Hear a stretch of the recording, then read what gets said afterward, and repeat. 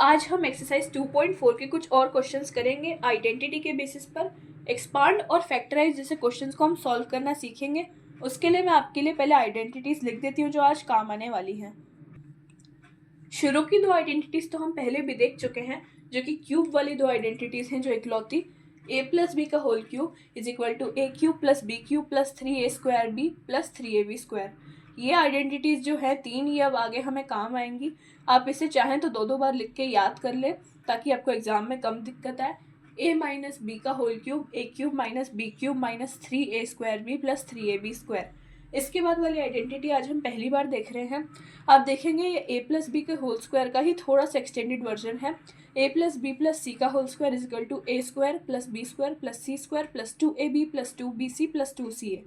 इस तीनों के बेसिस पर हम आज काम करेंगे, एक्सपांड करेंगे और फिर फैक्टराइज करेंगे। मेनली हमें वाइस वर्सा और कन्वर्स सीखना है। तो आइए देखते हैं इसके कुछ क्वेश्चंस। आपको अगर इसका रेफरेंस चाहिए तो ये एनसीईआरटी में एक्सरसाइज 2.4 के कुछ क्वेश्चंस मैं आपको करवा रही हूँ, वहाँ से आप इसे देख सकते हैं। इसके और मेथड्स भी हैं, पर हम जो सबसे सूटेबल सीबीएसई का मेथड है उससे ही करेंगे। आइए करते हैं। जो फैक्टराइज होता है वो ज़्यादातर क्यूब वाले आइडेंटिटीज़ का ही होता है। a प्लस बी प्लस सी के होल स्क्वायर का कम होता है। हम सबसे पहले एक्सपांड देखेंगे। मैंने सबसे इजी क्वेश्चन से स्टार्ट किया है। एनसीईआरटी का ही एक क्वेश्चन है जो 2.4 के फोर्थ क्वेश्चन का फर्स्ट है, वो हम स्टार्ट कर रहे हैं। ये सबसे इजी है क्योंकि इसके दोनों साइन प्लस में है, तो आपको कोई ज़्यादा दिक्कत नहीं होगी इसे सॉल्व करने में। यहाँ पे साफ साफ दिख रहा है आइडेंटिटी है a plus B plus C का होल स्क्वायर। हमने अभी अभी पढ़ा, अगर आप भूल गए तो वीडियो रिवाइंड करके फिर देखें। a plus B plus C का होल स्क्वायर है a square plus B square plus C square plus 2ab plus 2bc plus 2ca। आइए, हमने x को a माना है, 2y को b माना है और 4z को c माना है। इसी के साथ हम इसे सॉल्व करेंगे। सबसे पहले a स्क्वायर आइडेंटिटी आपको एग्जाम में लिखनी पड़ेगी वरना इसके मार्क्स कट जाते हैं।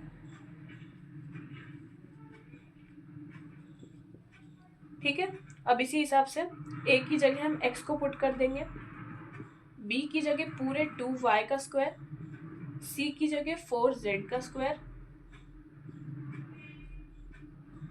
प्लस 2ab 2bc की जगह भी आपको सारी वैल्यूज विद साइन पुट करनी पड़ेंगी। यहाँ पर है तो आप देख रहे हैं कि यहाँ पे सब जगह प्लस ही है, यहाँ कोई प्रॉब्लम नहीं है, लेकिन अगर कहीं पर माइनस हो तो आपको विद साइन को पुट करना पड़ेगा।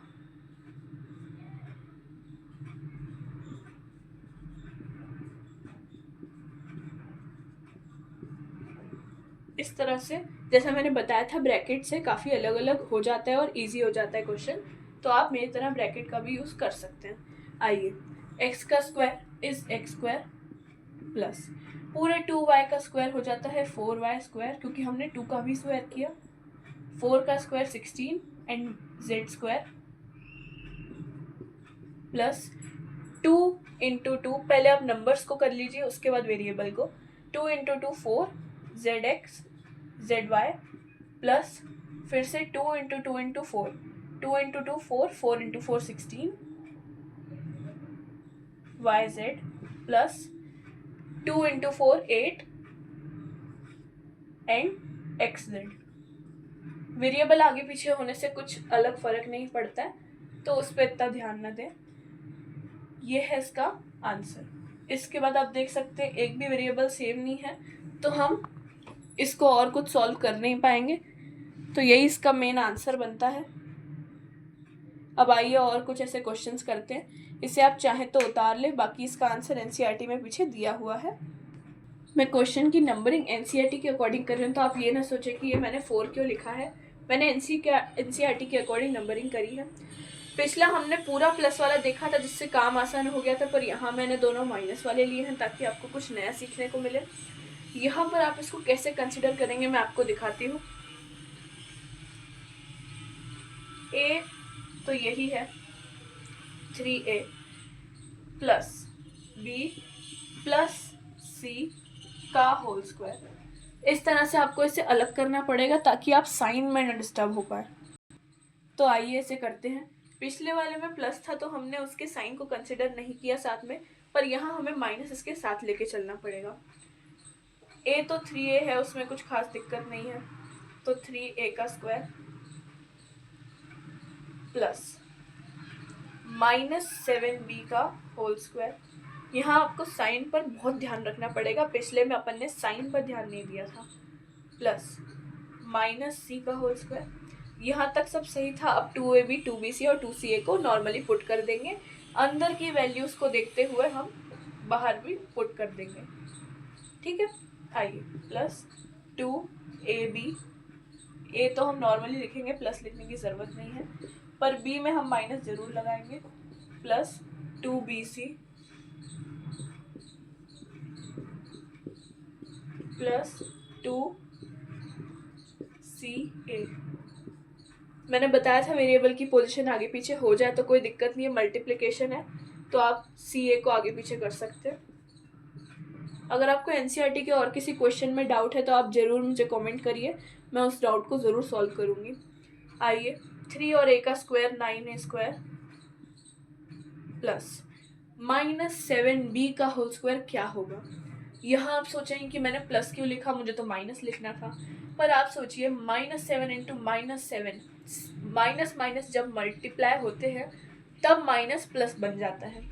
ये आपने पहले पढ़ा होगा, और ना पढ़ा हो तो मैं अब बता दूं, जब मल्टीप्लिकेशन होता है तो 2 माइनस के साइन प्लस में कन्वर्ट हो जाते हैं, लेकिन जब एक माइनस और एक प्लस होता है तब वो माइनस रहता है, ठीक है।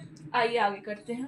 प्लस -7b का होल स्क्वायर आएगा प्लस 49b स्क्वायर, ठीक है। -c स्क्वायर भी c स्क्वायर आ जाएगा। प्लस आप सारे न्यूमेरिकल्स को इंटू कर दीजिए और उसके बाद वेरिएबल पे जाइए।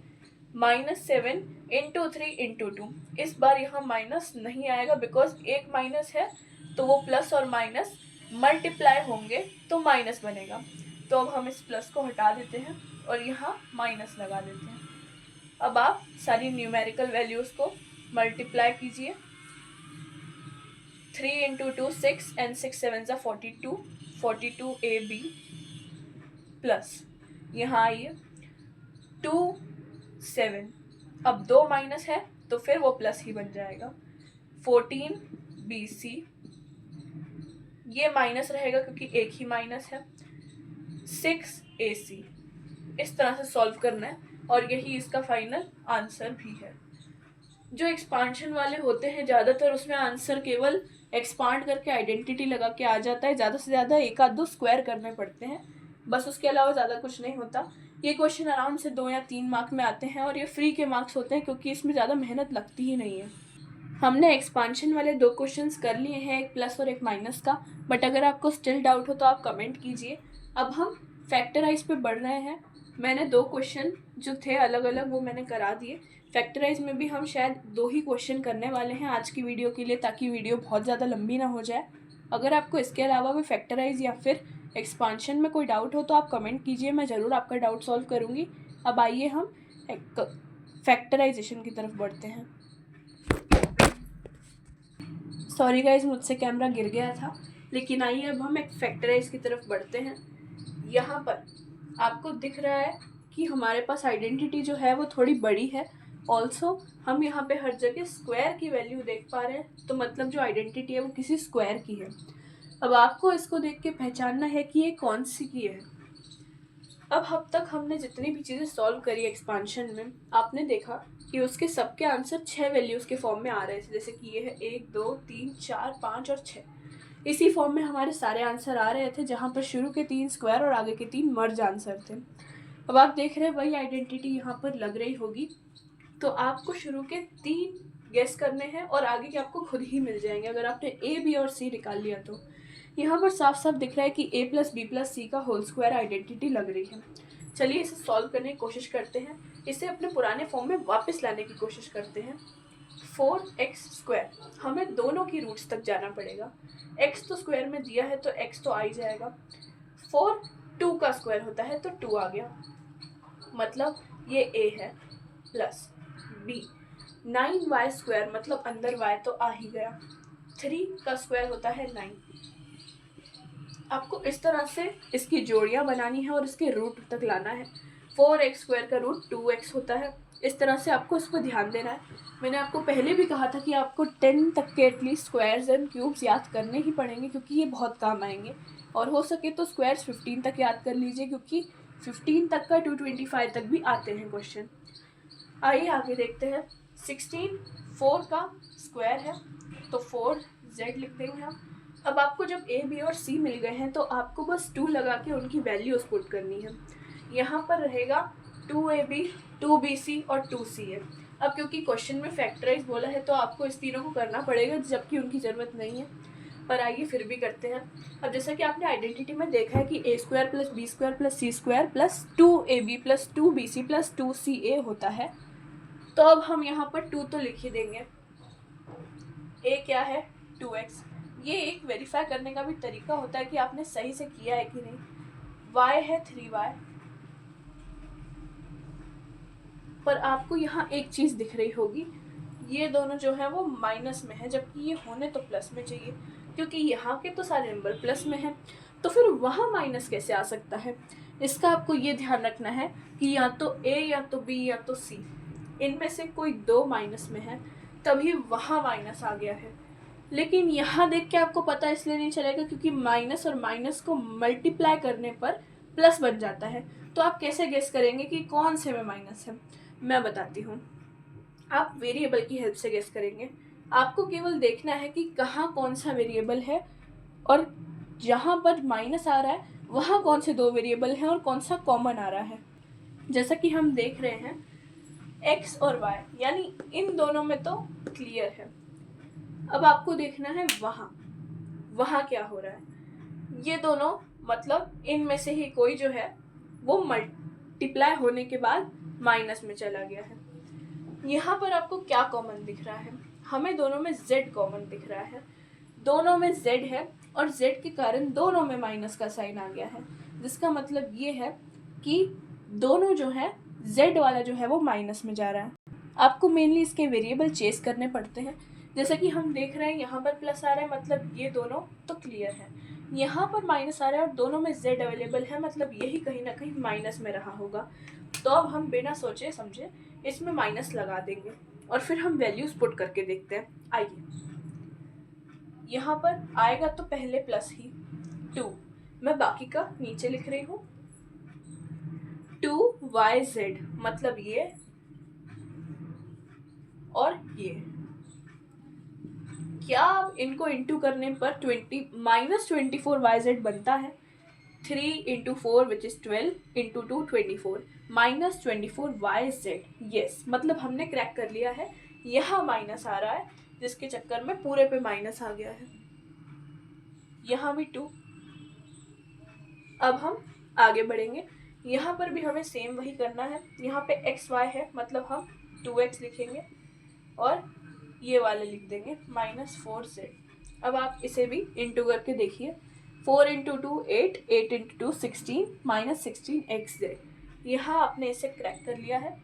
अब फैक्टराइज का मेन मतलब है कि इसे अपनी ओरिजिनल आइडेंटिटी में वापस लेके जाना। इसकी आइडेंटिटी है a + b + c का होल स्क्वायर। हमें a मिल गया, हमें b मिल गया, हमें c मिल गया, हमने वेरीफाई भी कर लिया है पूरे को। तो अब a + b + c करके उसे ब्रैकेट में डाल देंगे। a + b, मत भूलो यहाँ पर माइनस है तो यहाँ आपको माइनस लगाना पड़ेगा। जैसा कि हमने पिछले क्वेश्चन में किया था, वहाँ ऑलरेडी सेकेंड और थर्ड वैल्यू माइनस में दी थी। उसी तरह का हमारा ये आंसर आ गया है, जिसके ऊपर होल स्क्वायर लगाना बिल्कुल ना भूलें। ये आपका आंसर है। इसी तरह का एक और क्वेश्चन करते हैं और आज के इस वीडियो को समाप्त करते हैं। इसके आगे आपके फैक्टराइज में फिर कोई डाउट हो तो आप ज़रूर बताएं। मैं ज़रूर एनसीईआरटी और एग्जाम्पलर तक जाने की बिल्कुल कोशिश करूँगी। अब जैसा कि आप जानते हैं a + b का होल क्यूब तो हमने एक्सपांड पहले ही कर लिया है। पहले की वीडियोस में हम उस आइडेंटिटी को बहुत बार यूज़ कर चुके हैं, तो मैंने उसका एक्सपांशन आपको नहीं दिखाया, लेकिन उसका फैक्टराइज करना तो हमें सीखना पड़ेगा क्योंकि वो हमने नहीं देखा है। अब आपको सेम तरीके से जैसा हमने अभी किया, आपको सिर्फ उसके रूट्स गेस करने हैं और उसके रूट्स को देखकर आपको अपने फैक्टराइजेशन करनी है। जो एक्सपांशन दिया है उस आइडेंटिटी का, बस आपको कुछ स्क्वायर्स और कुछ क्यूब रूट्स याद होने चाहिए। चलिए, मैंने थोड़े नए नंबर लिए हैं आपके लिए क्यूब रूट्स के, ताकि आप a + b के होल क्यूब और a - b के होल क्यूब को भी अच्छे से एक्सपांड और फैक्टराइज कर पाओ। फैक्टराइजेशन हमने पहले ही कर ली है, अब फैक्टराइज करेंगे। आइए इसे सॉल्व करते हैं। ये a³ - b³ जो हमारी आइडेंटिटी है a - b होल क्यूब की, वो वाला है जिसे हमें एक्सपांड तो नहीं बट फैक्टराइज करना है। आइए देखते हैं कैसे होता है। सबसे पहले हमें देखना पड़ेगा कि ये किसका स्क्वायर है, उसका रूट लिखेंगे। 64 जो है वो 4 का क्यूब है। 4 इंटू 4 इंटू 4 इज 64। आपको ये याद करने पड़ेंगे। ये तो सबसे छोटा 4 का है, ये तो आपको याद करना ही पड़ेगा। माइनस 27 3 का है, प्लस अब हमें ए और बी मिल गए हैं तो हम इसी तरह से इसे पुट कर पाएंगे। यहाँ पे देख रहे हैं आप वेरिएबल्स सारे ही दिए हुए हैं तो हमें वेरिएबल्स के साथ ही पुट करना है। 3a² b plus 3ab²।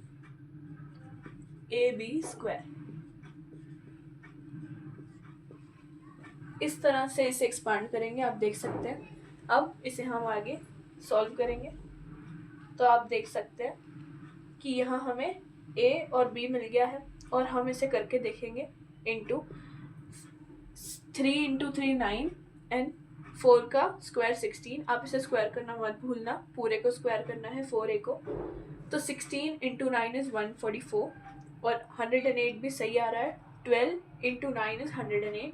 इसी तरह से हमें a और b मिल गए हैं तो हम सीधा आंसर पे आ जाएंगे। फैक्टराइज में आपको मेनली आइडेंटिटी तक वापस लाना पड़ता है क्वेश्चन को। ये है इसका आंसर। इसी के साथ हमारी आज की वीडियो ख़त्म होती है। आपको किसी भी चीज़ में डाउट हो तो आप ज़रूर कमेंट करें, मैं ज़रूर डाउट सॉल्व करूँगी। Thank you, please support me. I am also an 9th grader, going to be a 10th grader। Thank you.